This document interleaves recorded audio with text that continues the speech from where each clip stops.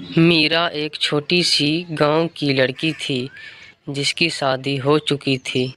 वैसे तो मीरा एक ठीक ठाक खानदान से थी, लेकिन उनकी शादी एक गरीब किसान से हो चुकी थी।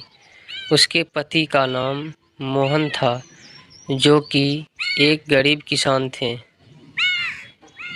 और उनके पास अपनी एक ज़मीन तक नहीं थी। ऐसे में दोनों का जीवन बड़े ही कष्ट में गुजरता था। एक दिन मीरा को अपने मायका जाना पड़ा और वो अपनी पति से इजाज़त लेकर चली गई। उसके मायका में 2 दिन ही हुए थे कि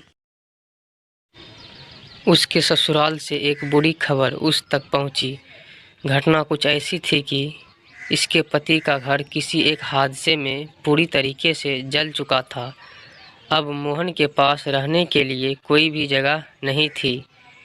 मीरा तुरंत अपने मायके वालों को ये बात बताई और अपने पति से मिलने के लिए निकल पड़ी। मायके वालों ने उसे रोकने की बहुत कोशिश की, लेकिन मीरा ने कहा कि सुख दुख में साथ निभाना ही पति पत्नी का फर्ज होता है।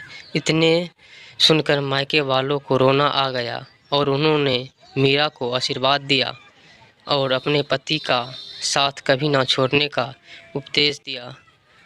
जब भी मीरा वापस अपने पति के पास आई तो उसने पाया कि उसका पति अब पूरी तरीके से टूट चुका था और रोए जा रहा था।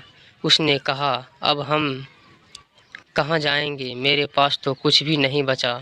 मीरा ने अपने पति को हौसला दिया और कहा, साथ मिलके हम नई शुरुआत करेंगे।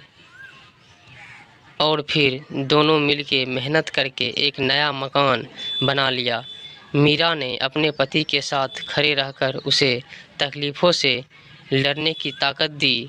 आज दोनों एक दूसरे का साथ निभाते हुए खुश हैं। अब वे गरीब नहीं हैं जैसे एक समय में हुआ करते थे।